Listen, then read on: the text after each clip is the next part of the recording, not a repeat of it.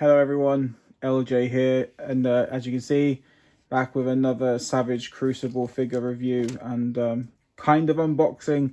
My unboxings are going to be very different when it comes to these figures, unless it's like a brand new figure, then it'll be kind of different. So, but basically, a good friend of mine, I'll put his Instagram link below. He sent me a box of 5 Savage Crucible figures. 4 of which I already owned, but this is more for like customs and army building, and there was one that I didn't. I needed to finish my Wave 1 figure collection, which this video is based on. You can tell by the title. And yes, this is based on my Royal Guard, my first and only Royal Guard figure at the moment. So when I get into the box, it's kind of similar to all the other boxes, apart from the name on the top and on the side, as well as, you know, the biography on the inside. So Royal Guard, got the nice lovely artwork on the front.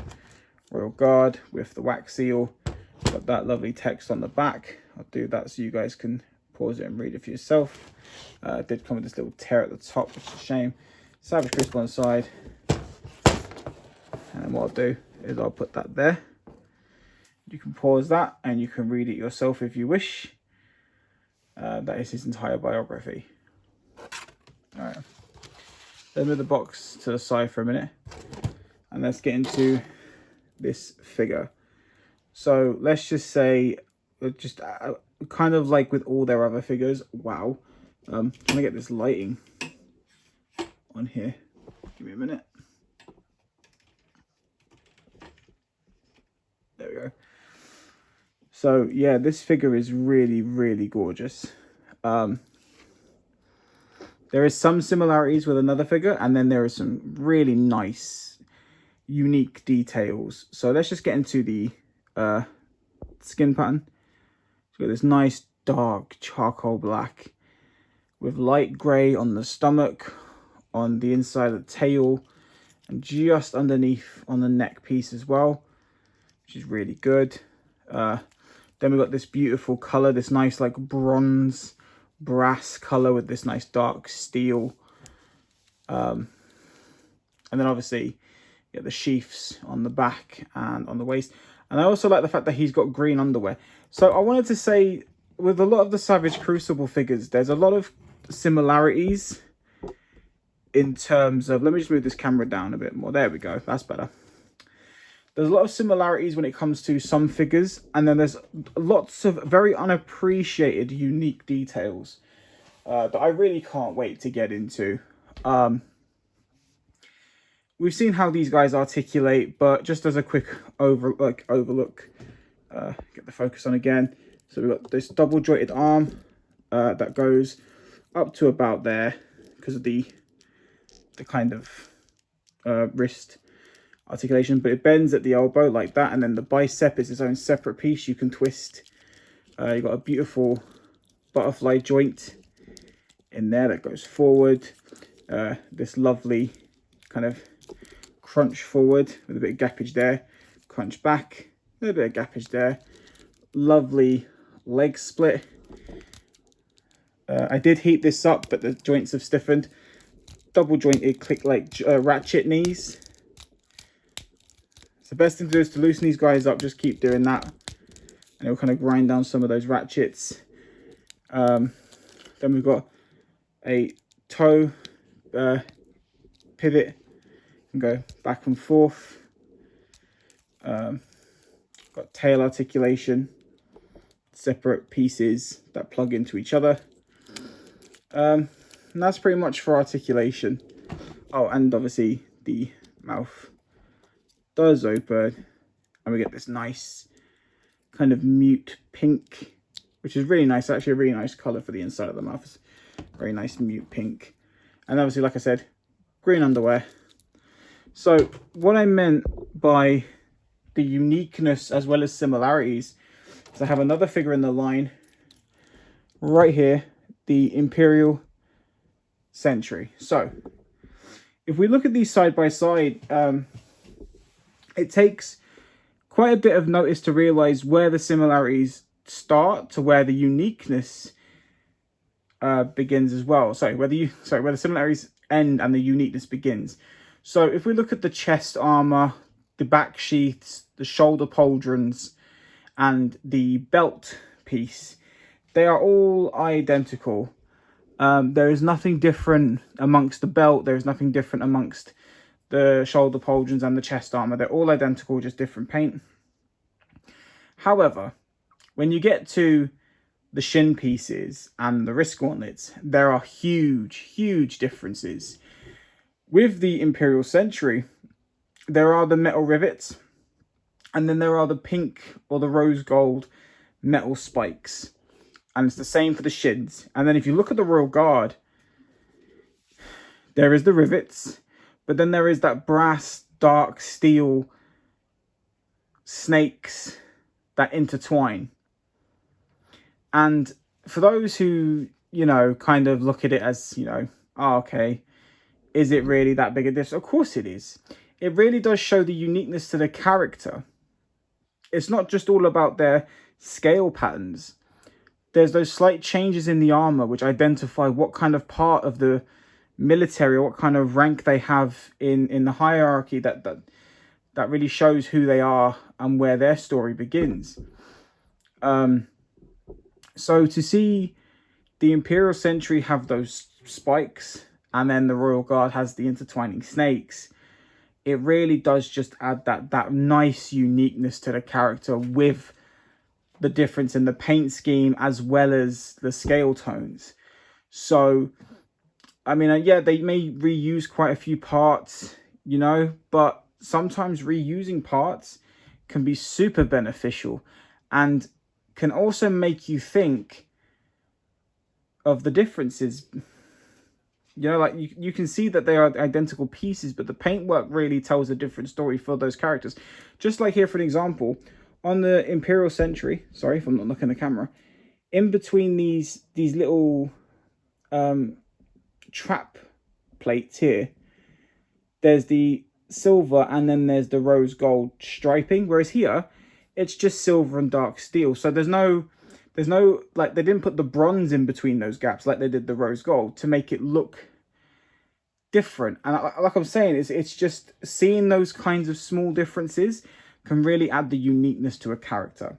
And that's not all where this character falls upon uniqueness. And we're going to get into this in a second, but let's just say Royal Guard comes with 2 sword holding hands, 2 open clawing hands, 1 curved blade with this bronze handle with white straps, and then also comes with one of these nice bigger style blades.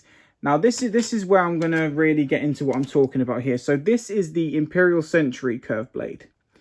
Now as we can see, it is a dark, I can say like a dark gunmetal for the handle and hilt, and then a nice steel for the blade. And it's come with these like light, well, I say light brown, they look dark brown on the camera. Oh, let's get the focus. There we go. Yeah, it's like a dark light brown there. And then if we look at the Royal Guards, where it's got that nice weathered bronze, just like his armor, and then it's got white straps. So that little paint difference there really tells to the character, you know, just because he's higher up in the military kind of thing. Does he get better looking weaponry? Does he get fancier looking weaponry? I don't know. But then this is also something, because I was someone who made this mistake when I first got my Imperial Century and I was looking at videos of the Royal Guard.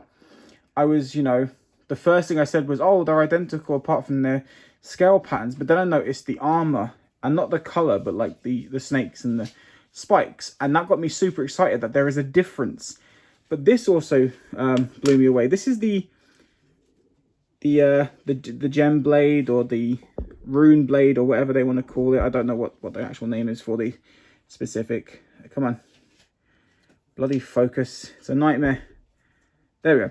So that's that gorgeous, very lengthy blade, very unique weapon. And then we've got, that's for the Imperial Century. Then we've got the Royal Guard's blade. Now I can't wait to really get into this. So the curve up here is very more prominent than it is down here. The chips are in different places and different styles. The length of the blade is obviously shorter. But then look at this. Look at the... I'm going to just say this before I show this bit.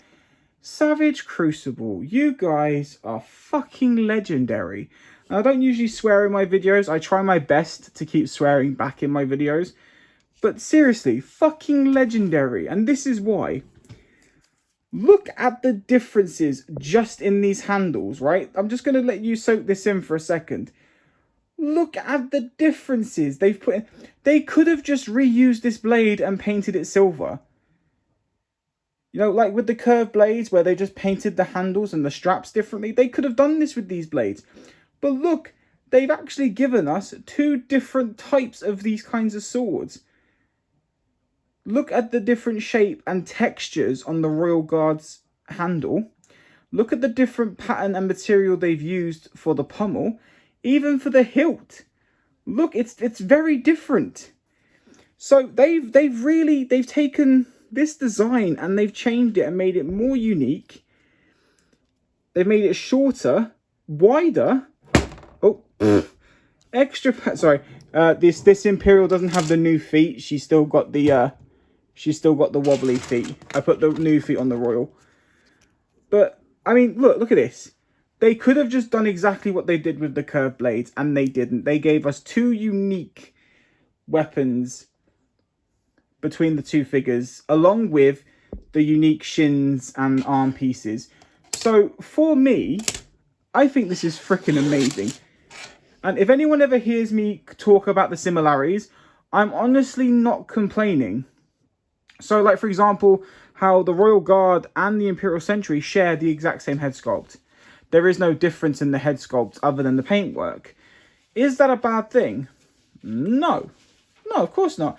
There are tons of lizards that have similar looking heads and body types, scales. And, you know, they could have different patterns. I've seen two bearded dragons that look identical feature-wise, but just had two different scale patterns. So it is natural for that to happen. Plus, they give you the accessory head pack to buy, which you can make them different if you wish. But the thing that I love is how they do these little differences amongst some similarities, just to still make it unique. So this is why I love the company. Because you could buy two figures, they could look the same up here, but then you could be totally surprised by what you see the more you kind of mess with the figure itself. And that is always such a lovely experience to have. Now, I know in the accessory pack, in one of them anyway, I think it's the armory pack, you get a brand new, well, similar belt technically, but it's like a bright silver with gold trim. And then you get new shins and forearm pieces. And I know that on that pack, the shin and forearm pieces are these golden snakes with spikes in between. So yet again, even though there's no unique chest piece, you still get unique armor pieces that is actually a blend of the two to make a unique character. I love that shit. And I know that when I did my review on Vettress here, I said about giving, if they'd put that unique armor and shins, the snakes and spikes on this Vettress, it would have made him slightly more unique than he already is, because he's already phenomenal. But I was like, he shares the exact same shins and armors as the Imperial Sentry, sorry. So I said it'd be cool if they'd given him the snake spiked one, just to make him that extra bit. But whether he has it, or well, actually, me and my partner, we say that this character will always be a she. Not because of the rose gold pink, but for some reason the scale patterns we feel is quite feminine. Like the yellowy brown, we think it, you know, or like a dark maroony red. For some reason, just the way she looks like she would be the female part of the species. So we just kind of, yeah, or at least our character that we made is female from the Imperial Sentries. But yeah, so Royal Guard, in terms of sculpt and design, he already gets a 10 out of 10 because he's, like I said, he's pretty much articulation. It's the same as the others. Sculpt, same as the others. The paintwork is where it's unique in terms of the character. So the different coloured armour, the different colour scales, that nice bluishy grey, dry brushed on the inside of the tail, as well as there and there. I said the green underwear, which I know people don't seem to think is like a big thing, but that is awesome because it yet again makes it very unique. So yeah, I mean, I absolutely love this Royal Guard figure. So here he is standing next to the Imperial Sentry. Here he is standing next to my #1 figure of the line. We've got Como. Then we've got Nin Villamir standing in the back, only slightly taller due to his longer neck. Let's higher him up a bit. And then obviously we've also got Vetrus raid packs. I do have the other 3 Savage. I do have the normal Savage, the Shadow Savage, and this Slate. I have all 3 of those. I've got 2 of each of those. 3 of those are customs, 3 of those are originals. I'm working on my customs still. They're not fully finished. But this is like the main figures of the line that are that have stories and bios written on them. And it's just nice to kind of see these all together standing here. Cannot wait. Now he has got the new feet. I've just not posed them very well. I can't wait for the albino Lemurian. He's going to be such a cool addition to this collection. And yeah, so I wanted to also thank the guy on Instagram, Telatronx or Telatronx. I'll put his thing in the description below anyway. Great bloke to talk to. He gave me a really fair deal on these 5 figures that I really couldn't say no to. I said my good brother in arms through Gears, Captain Firebeard Baker, he hooked me up with Como and started all this. I'm never going to forget that. Thank you. And then Raven Eyes Studios 21 set me up with that beautiful Vetrus. So, you know, there's a lot of people in the community that have hooked me up really nicely and made things just so much easier for me to really get into this line. And I am definitely a fan for life. There will be a separate video on the Imperial Sentry, which will be uploaded after this. But I just thought I would do the one on Royal Guard, show him next to all the others, so you can get a quick look. Anyway, take care, you wonderful people. Thanks Savage Crucible again for making these badass figures that I will keep collecting for as long as I can. And yeah, stay awesome, stay savage. See you soon.